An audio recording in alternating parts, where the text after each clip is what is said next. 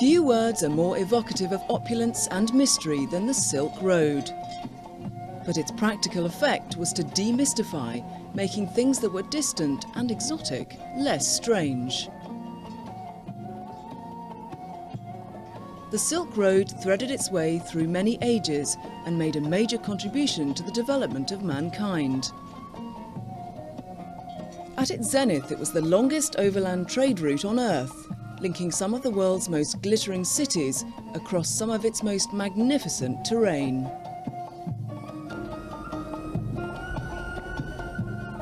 The Silk Road stretched some 12,000 kilometres across the mountains, deserts and steppes of Central Asia, joining the markets of the Orient with those of Europe and the Middle East. Although silk gave the route its name, it was not the only cargo carried along it. Camel caravans also bore the scents of Arabia, furs from Siberia, and gold and silver of Constantinople and Rome. The Silk Road was much more, however, than just a trade route. Along it, two of the world's greatest religions, Buddhism and Islam, were spread. And some of the world's basic technologies, including printing and papermaking, were transferred. Craftsmen, scholars and entertainers travelled the Silk Road, and many cultures blended in the cities that grew up along it. But by its wealth, the Silk Road attracted a long succession of invaders, including Alexander the Great, Tamerlane and Genghis Khan. In recent times, imagination was the only vehicle for travelling the Silk Road, which was blocked by regional conflicts and ideological differences between nations. But the end of the Cold War and reopening of China's borders to the west has made it possible to travel this route again. The Silk Road was not a single road, but a network of many. Originating at Xi'an, the ancient capital of China, one route followed the Great Wall west, skirted the Taklamakan Desert, and crossed the Tian Shan Mountains to the caravan cities of Samarkand and Bukhara. It then rounded the Caspian Sea to Turkey and the markets of the west.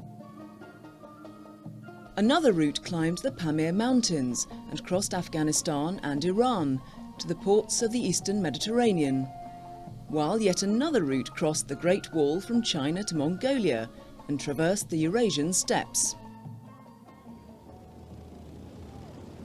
Xi'an was eastern terminus of the Silk Road for 1100 years, a great cosmopolitan city attracting merchants of different faiths from many lands. Xi'an's big wild goose pagoda was built to house sacred Buddhist texts brought from India, while this mosque was built for Muslim traders. From Xi'an, the Silk Road headed west across central China's fertile Shanxi Plain, with its luxuriant patchwork of green and yellow terraced fields.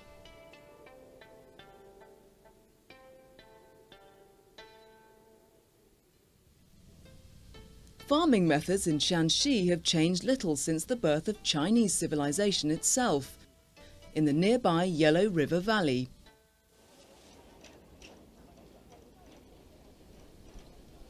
According to historians, it was here that Neolithic farmers first discovered the art of rearing silkworms for thread 4,000 years ago.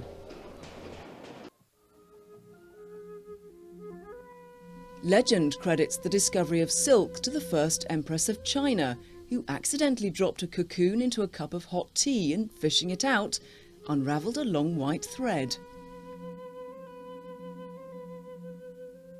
In reality, the silkworm caterpillar is the larva of Bombyx mall, a flightless moth. Glands in the caterpillar's head secrete silk thread, and moving in a figure 8 pattern, it weaves an oval cocoon. The cocoons are steamed to kill the pupa and then sorted, only the whitest and most perfect being set aside for silk.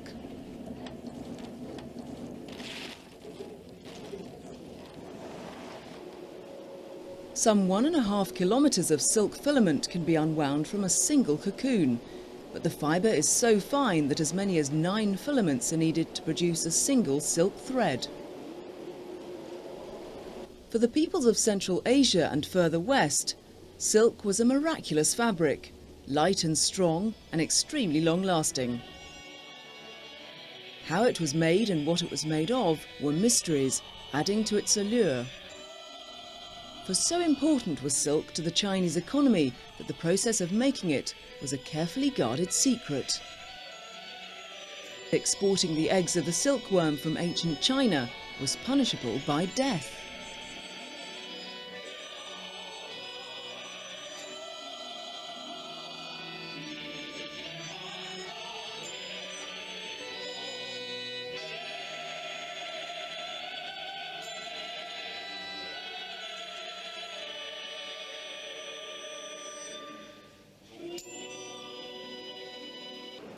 Lanzhou was once an important staging post for Silk Road trade, and since the reopening of China's borders to the west, is experiencing a revival as a communications centre. Inside the protection of the Great Wall, travel along the Silk Road was fairly easy. A paved road known as the Imperial Highway followed the 1,200-kilometre Gansu corridor, which forms a natural link between central China and its western borders. Today, steam trains ply the same route.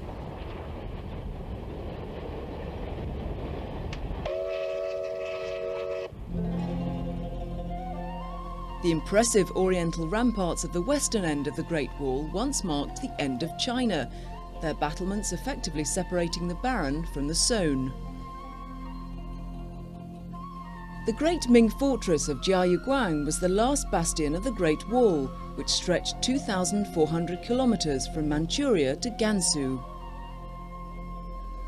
From below its elegantly eaved pavilions, perched improbably above huge walls, richly laden caravans once struck out for Central Asia. Beyond the Great Wall's ramparts, many hazards awaited Silk Road merchants. Desert storms could pin them down for days, and mountain avalanches bury them in minutes. By day, they walked beside their pack animals and slept most nights beneath the stars.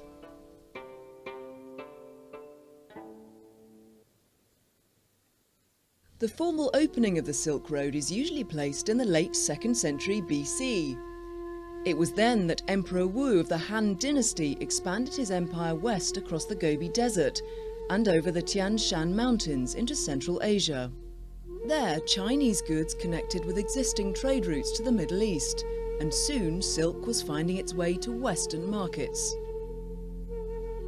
To guard their new dominions and protect their growing trade with the West, the Chinese built a series of military outposts along the Silk Road. The greatest of these was Jiaohe, where during the Silk Road's heyday, 1,000 troops were stationed. Documents found in the ruins of Jiaohe give a bleak picture of life there, far from home and often forgotten by central government.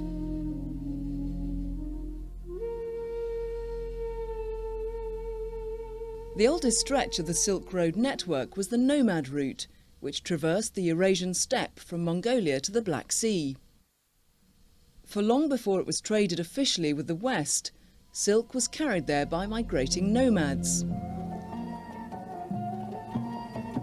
Later, the wide, flat steppelands of Mongolia and Kazakhstan served as an extensive trade route between East and West. Caravan routes pierced the steppes in all directions, and in times of peace were the preferred passage of Silk Road caravans. Steppe nomads served as drivers and guides, and supplied merchants with various means of transport. But it was the plodding gait of the cantankerous two-humped Bactrian camel that provided the main link between East and West.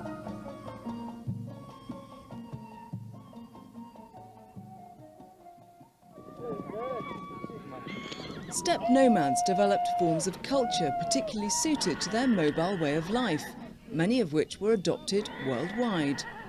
Saddle and stirrup originated among the nomads, who also made trousers a garment of daily wear.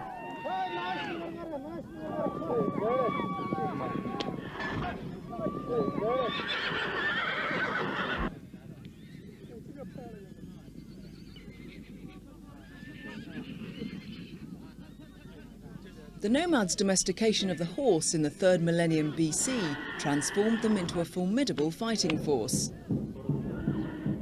Wave after wave of mounted nomads, Scythians, Huns, Turks and Mongols swept across Eurasia, conquering large parts of the then known world. A compound bow with a range of 180 metres was the nomad warrior's main weapon, and archery remains a national sport in Mongolia even today. Another of Mongolia's war-oriented games is wrestling, and tournaments with multiple simultaneous matches are its most popular spectator sport. There are no weight categories and no time limit to bouts, which are won by a single throw. Unquestionably, the nomad's greatest invention was the collapsible felt tent. To make the felt, wool is well beaten, soaked with water, then tightly rolled in a leather sheet. The wool-packed cylinder is dragged back and forth many times across the steppe by men on horseback. The pounding the cylinder gets compacts the wool inside into sheets of quick-drying, wind-resistant felt.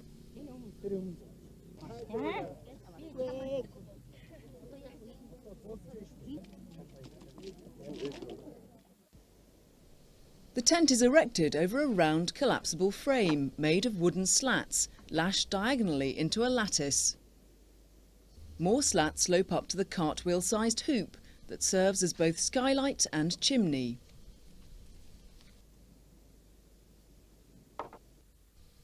Sheets of thick felt are draped over the slats and frame and tied into place with leather thong.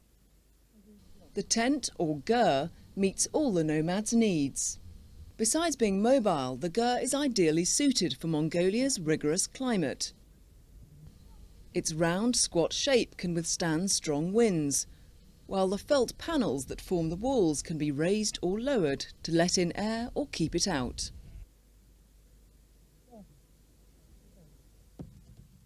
Steppe nomads devised many methods of processing milk from their herds, including fermented mare's milk, or kumis.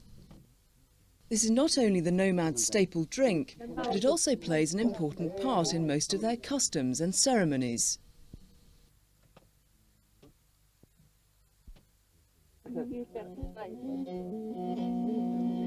Another of the nomads' contributions to world culture was the fiddle, for it too began its history on the steppe.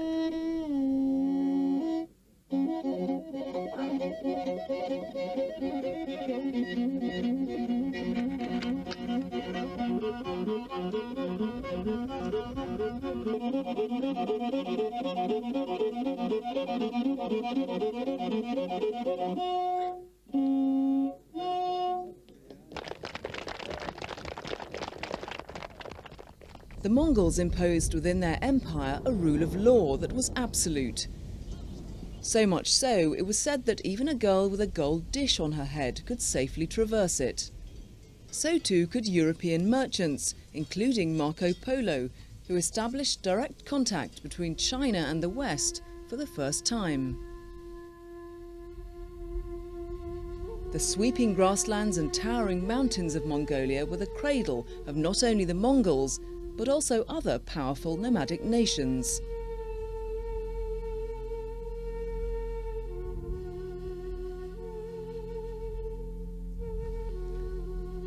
The first to burst from Mongolia and conquer Central Asia were the Turks. And today, Turkic peoples inhabit a vast swathe of land from China in the east to the Mediterranean in the west.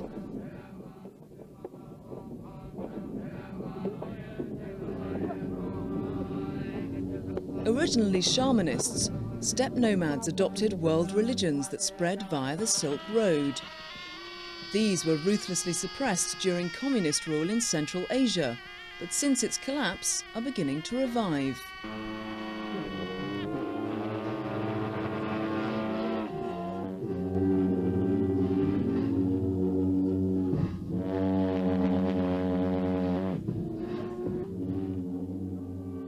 This colourful Buddhist ceremony at Karakoram was being performed for the first time in 50 years.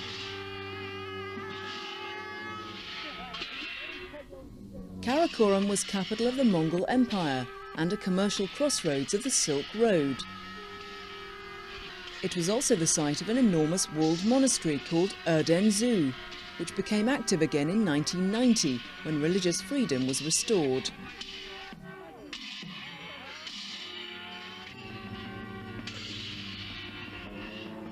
Erdenzhou Monastery is just one of the products of a remarkable Buddhist civilization which flourished along the Silk Road.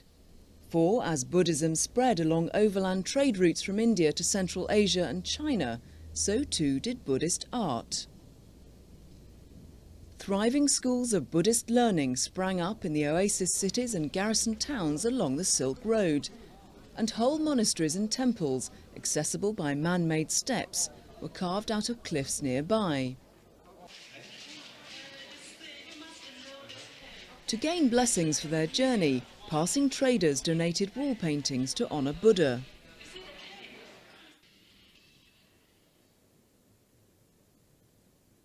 In mountain gorges in Xinjiang, archaeologists found magnificent frescoes and libraries of not only Buddhist but also Manichaean and Nestorian literature. For these religions too spread east via the Silk Road.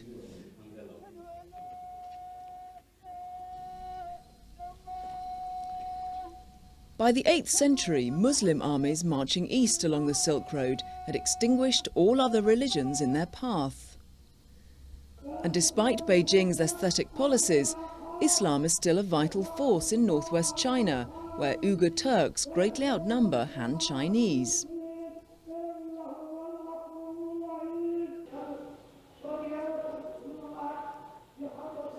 To counter its Turkic subjects' partly Islamic-inspired yearnings for autonomy, Beijing's communist leadership has softened its anti-religious stand, and Muslims are increasingly allowed to worship as they please.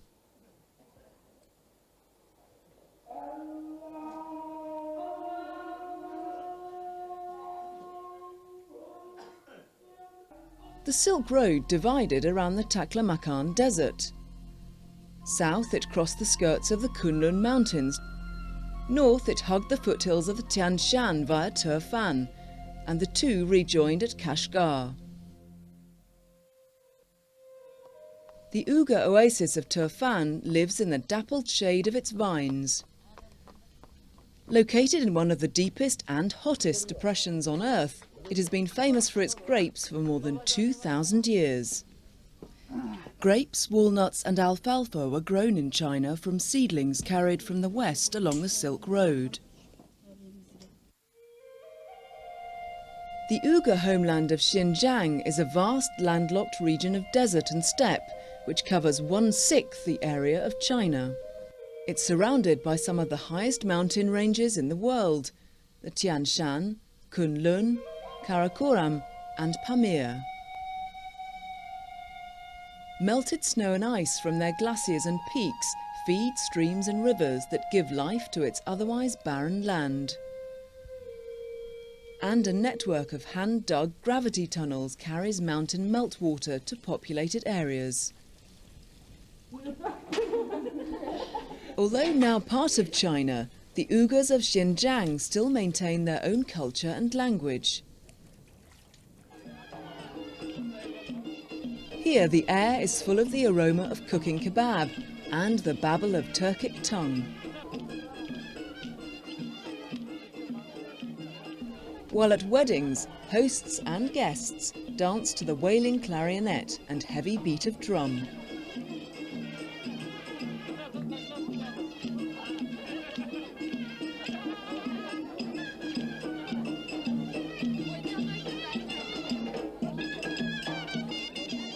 Before the ceremony, young women dance together outside the home of the bride.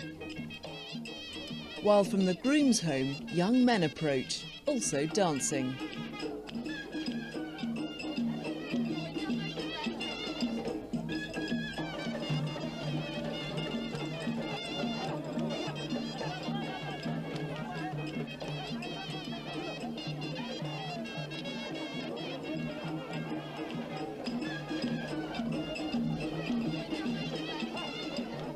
As the two groups converge, the dancing becomes more vigorous, until finally the men and women meet and dance together.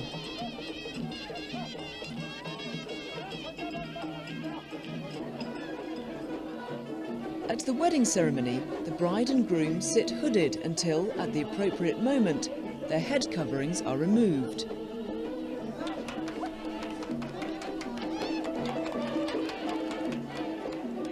Wedding gifts include silk carpets, for legend has it that a Chinese princess, married to a Turkic Khan, smuggled silkworms from China hidden in her hair, an action that finally broke China's monopoly on silk.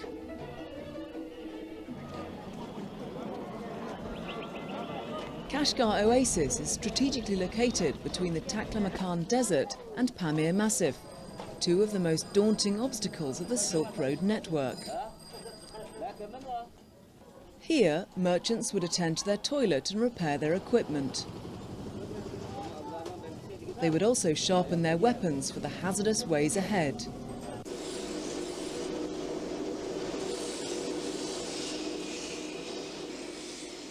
A major staging post on the Silk Road, Kashgar was also a meeting place of the industries of the ancient world.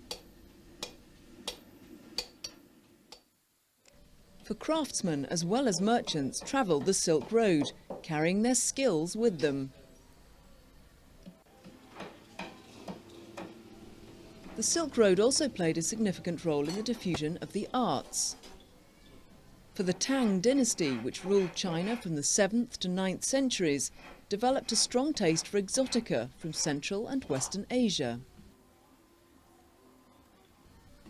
Musicians and musical instruments from Bukhara and Samarkand, and dancers and singers from Tashkent were all welcome at the Tang court in Xi'an.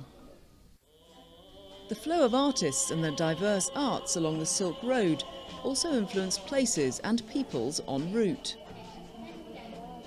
For each group whose caravan stopped to make its tracts their temporary home, also contributed to the art created there. This is reflected in the Indian influence in dances performed today in Kashgar.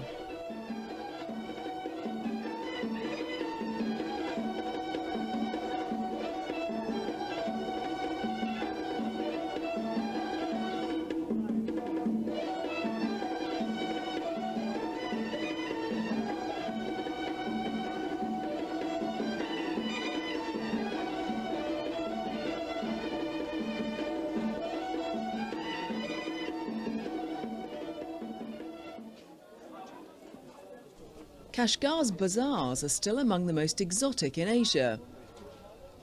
Here, from shoebox-sized shops and stalls squeezed into a maze of alleys, all manner of merchandise is bartered, bought and sold.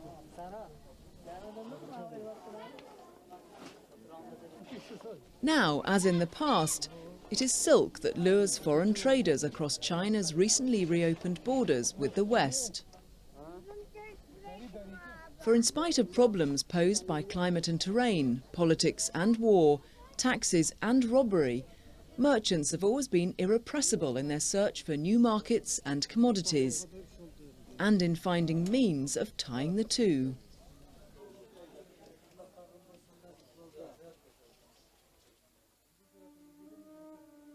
East of Kashgar lies the Taklamakan Desert, whose name in Turkic means "whoever enters never returns."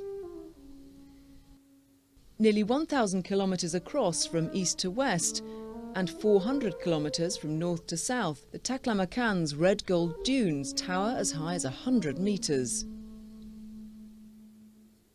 Driven by relentless winds, they're said to have buried without trace entire caravans, armies and towns.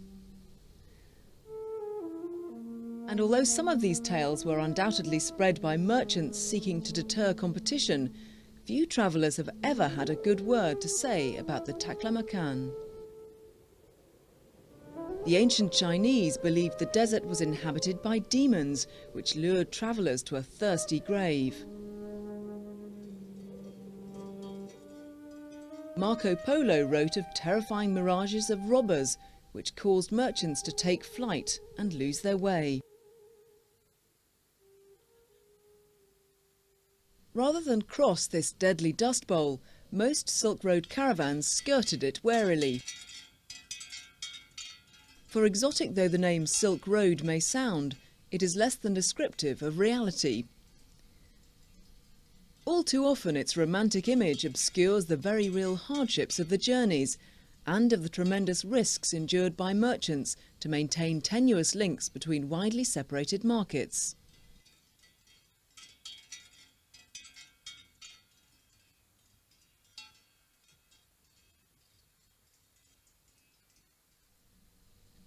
From the deserts of Xinjiang, the Silk Road's main arteries crossed the Tian Shan Mountains and Pamir Massif to Central Asia, while feeder routes branched off over the Kunlun and Karakoram ranges to India.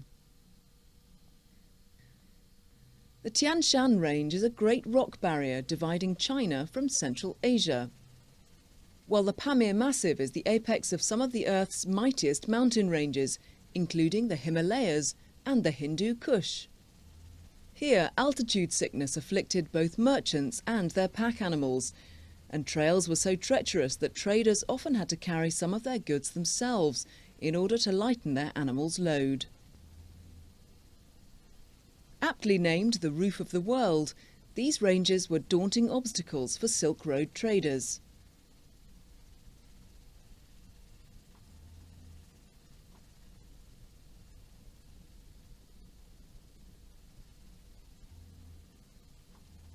Through these remote high regions in the 2nd century BC journeyed Zhang Qian, so-called father of the Silk Road.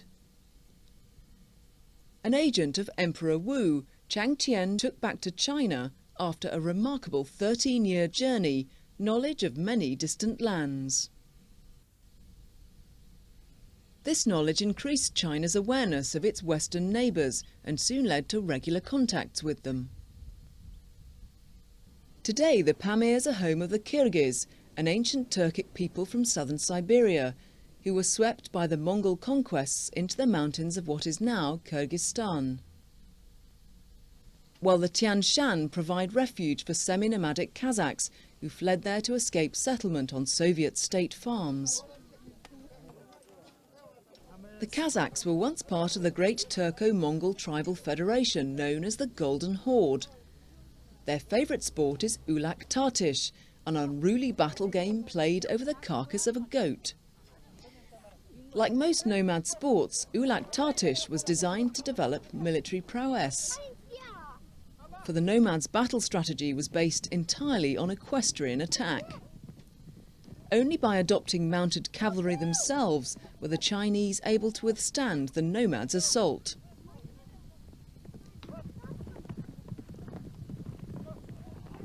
This change in battle tactics caused need in China for more horses. The search for breeding stock led the Chinese to Central Asia and helped open up the Silk Road. Today, ulak tartish is played purely for sport, but it still requires strength and superb horsemanship to seize the heavy carcass and throw it into a circle to win the game.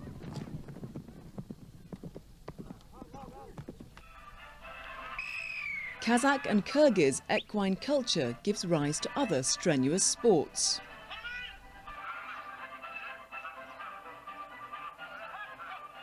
Horseback wrestling was originally designed to develop close combat fighting skills. And although now played for pleasure, it still ignites a fighting spirit in these Kyrgyz combatants in Bishkek. Horse racing too has deep roots in the nomadic traditions of Central Asia. And although their best bloodstock was lost to the Soviet army during World War II, many Kazakhs and Kyrgyz still rear horses for racing.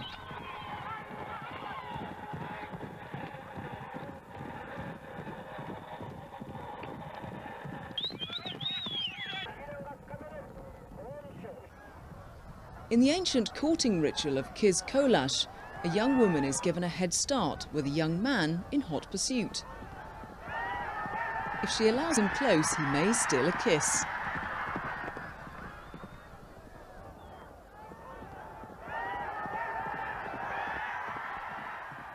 But if his attentions are unwelcome, she beats him off with her whip. In his travels, Zhang Qian was particularly struck by the horses of Fergana. Big, strong beasts, they were far better suited for carrying armoured riders than the smaller Chinese ponies. When the people of Fergana refused to part with their breeding stock, the Han Emperor sent an army of 60,000 men, 4,000 kilometres to capture them. This opened up Central Asia to Chinese power for the first time and paved the way for China's first official contacts with the West. These contacts occurred in the 2nd century BC, when Parthian Iran controlled Central Asia. Chinese envoys bore gifts of silk, while Parthia's tributes were acrobats and ostrich eggs.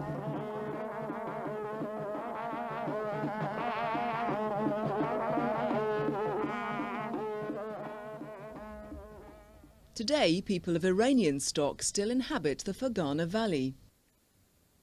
These Persian-speaking Tajiks are one of Central Asia's oldest people, and their towns along the routes linking Persia, China and India were once busy centres of commerce. The Tajiks are also skilled farmers, whose gardens are famous for a variety of fruits, including mulberries. The leaves of the mulberry tree are the favoured food of the silkworm.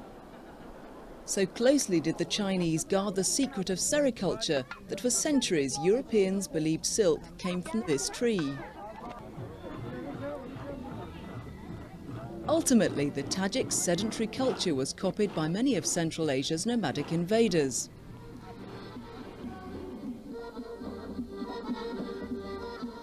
Like other Central Asians, the Tajiks were swallowed up in the southeasterly expansion of the Russian Empire, and following the Soviet Revolution fell under communist control. But although Moscow tried to impose its ways, the Tajiks stubbornly preserved their ancient culture.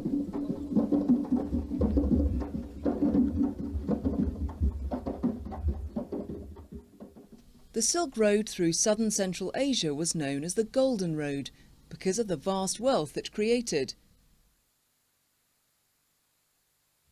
It was here, in what is now Uzbekistan, that trade routes linking China to Europe and Russia to India converged.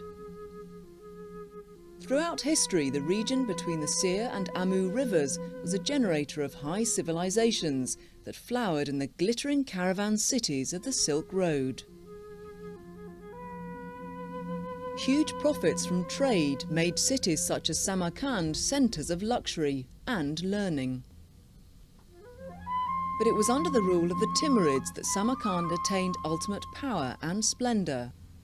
Using loot from their conquests and craftsmen captured from far lands, they made the capital of their vast empire one of the cultural and intellectual wonders of the Islamic world.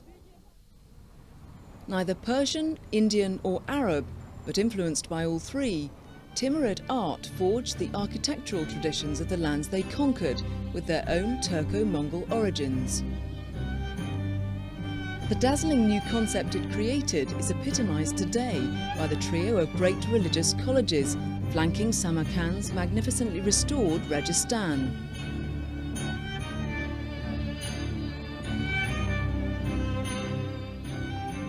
Even in decay, the once proud ornaments of the Silk Road are awe-inspiring.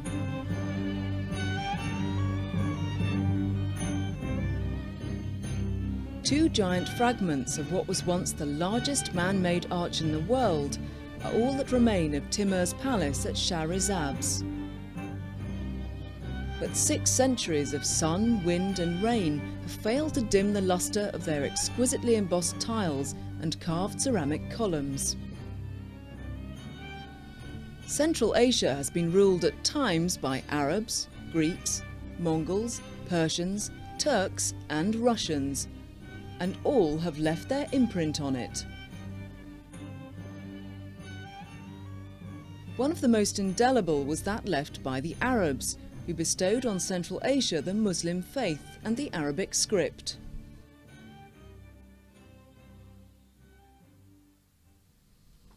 By the middle of the 10th century, Islam had eclipsed all other religions in Central Asia, and Bukhara, thanks to its strategic position astride the Silk Road, became one of the holiest cities in the Muslim world.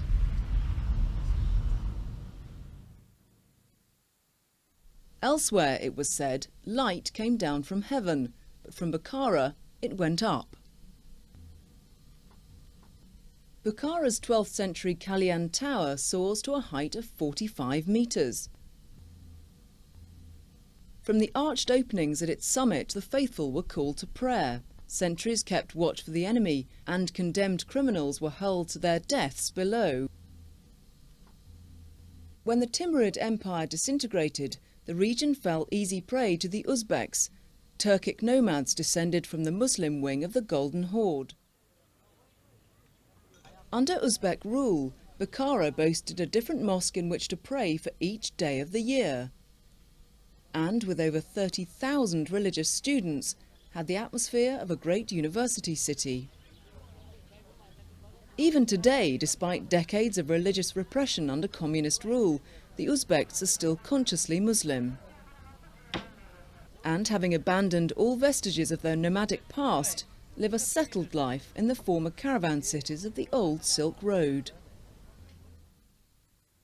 11 caravan trails crossed at Bukhara, and bustling bazaars grew up around the gates that served them. Today these markets sell only trivia. Silks on sale are synthetic, and Bukhara's famous carpets are now machine-made. The commercial and cultural vitality of Central Asia's caravan cities once lured the finest intellect of the time. The brilliant physician Ibn Sina wrote his celebrated canon of medicine in Bukhara, while at Khiva, al-Biruni probed numerous strands of knowledge, including relative speeds of sound and light. The two-way transmission of science and technology was part of the reciprocal flow of ideas along the Silk Road. From Central Asia, new developments in mathematics, medicine and astronomy spread to China, while out of China came papermaking, printing and gunpowder, technologies that changed the Western world. Despite the eventual demise of the Silk Road, the legendary opulence of its cities continued to fire the imagination of adventurers and explorers. Khiva in particular became the goal of some of the most intrepid overland expeditions of recent centuries. It was here that the British and Russian empires played out the Great Game, the centuries-long espionage war between them for control of Central Asia.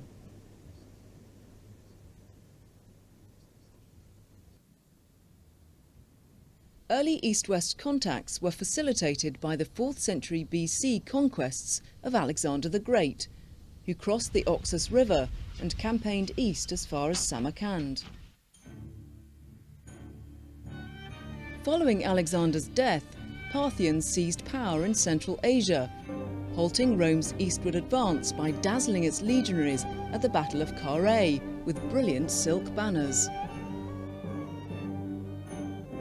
This was the Romans' first sight of silk, which soon became so fashionable in Rome that it kick-started regular east-west commerce.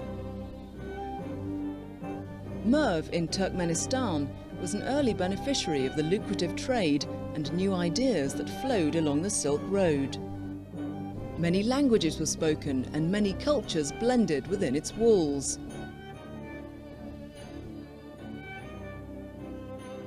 To preserve their lucrative position as middlemen in east-west trade, the Parthians strictly controlled traffic across their territory, even refusing to let Han ambassadors pass to establish direct contact with Rome.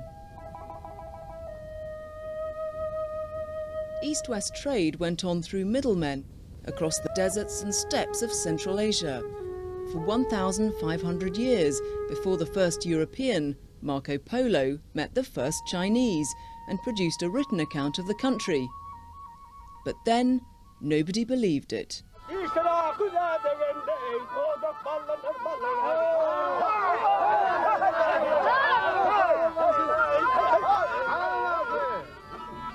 Turkmen were once notorious raiders who, when central authority was lacking, ranged freely over the trade routes. In recent times they turned from plunder to the plough, settling in oases east of the Caspian Sea. But the Turkmen still recall the heroic rides of their ancestors in songs and verse.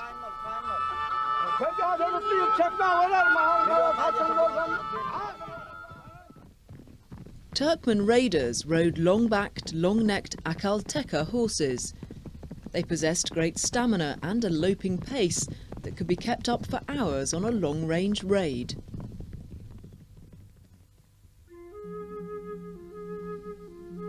Fortified caravanserai, such as Daya Hatin, once provided sanctuary along Turkmenistan's hazardous caravan routes. Motels of their time, these castle-like structures offered accommodation for merchants in rooms off their courtyards and security for pack animals and merchandise within their walls. Caravanserai were also points of communication and dialogue. For here, merchants met and mingled and shared each other's ideas and culture. Communities often grew up around caravanserai, providing services and entertainment to travellers. Some performers joined the caravans when they moved on, and this is why Chinese acrobats trace their origins back to Levant, and why so-called spoon dancers can be seen performing in most countries crossed by the Silk Road.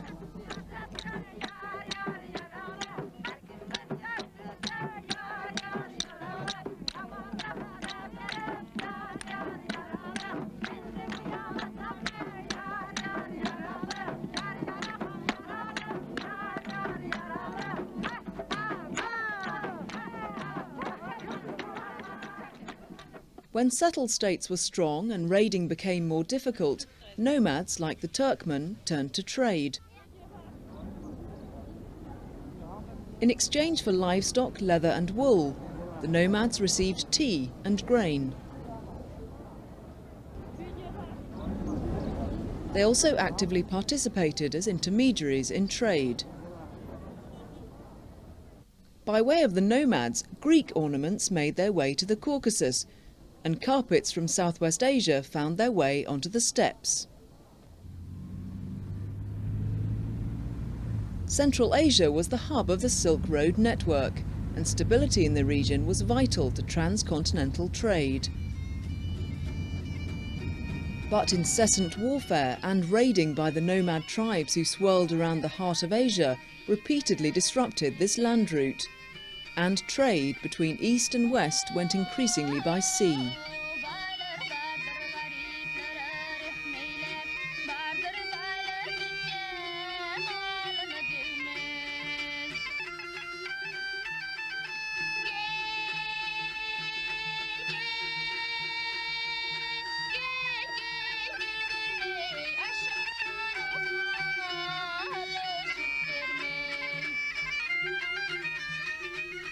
Later, during Russian, then Soviet rule, all major Central Asian land routes were diverted to Moscow, and the Silk Road's baffling mix of peoples and culture were all but forgotten by the rest of the world.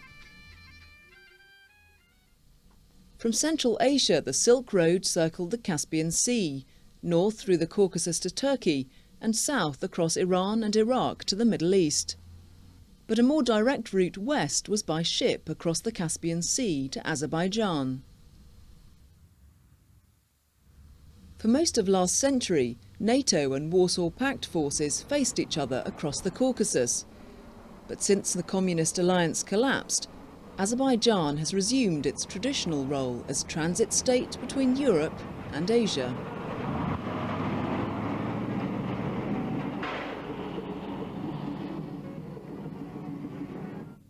Its borders with Turkey have reopened and trade along traces of the Silk Road has resumed.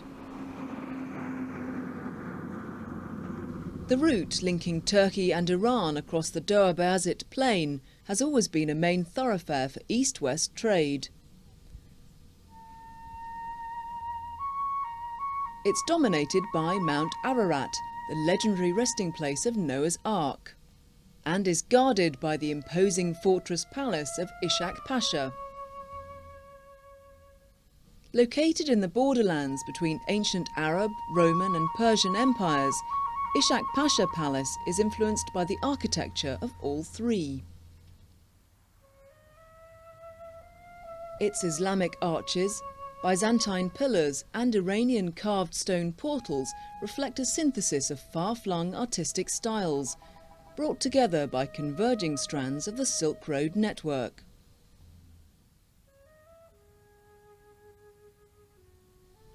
Powerful 18-wheel trucks and modern roads have replaced mountain tracks and plodding pack animals as the carriers of commerce between Turkey and Iran.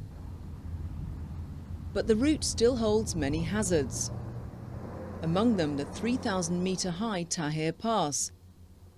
Its steep, ice-sheeted roads virtually impassable 3 months of the year.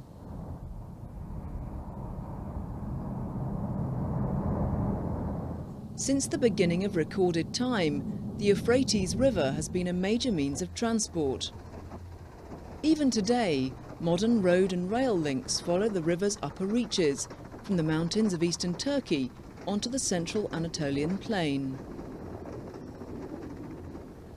It was not until the 6th century AD that the Chinese secret of sericulture finally reached Western Asia. In the earliest known feat of industrial espionage, Nestorian monks smuggled silkworms to Turkey, concealing cocoons in hollows in their staffs and travelling in winter so they would not hatch out en route. The Byzantines, who then ruled Turkey, were soon making silk themselves, and its manufacture rapidly spread throughout their eastern Mediterranean empire. From cities such as Ephesus, silk was shipped to Europe. But the end of China's monopoly on silk had little immediate effect on economic and cultural exchanges along the Silk Road network. In fact, in the 7th to 9th centuries, these exchanges reached new heights due to the prosperity of the Tang dynasty in the east and the Arab and Byzantine empires in the west.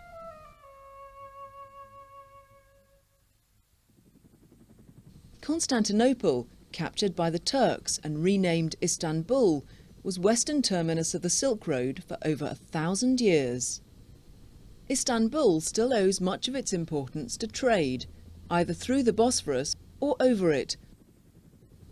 And although the Silk Road withered and died, east still meets west in Istanbul, where silk retains its exotic allure.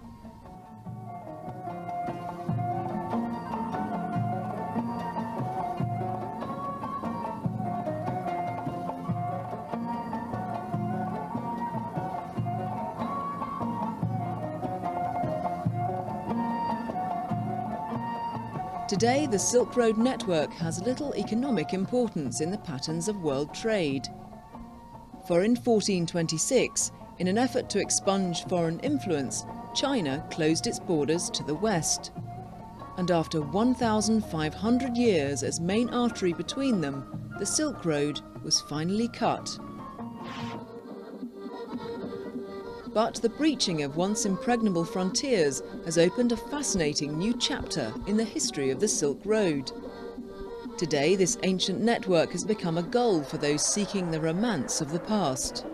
And adventurous travellers are finding the faded glories of the Silk Road to be one of the great experiences of modern travel.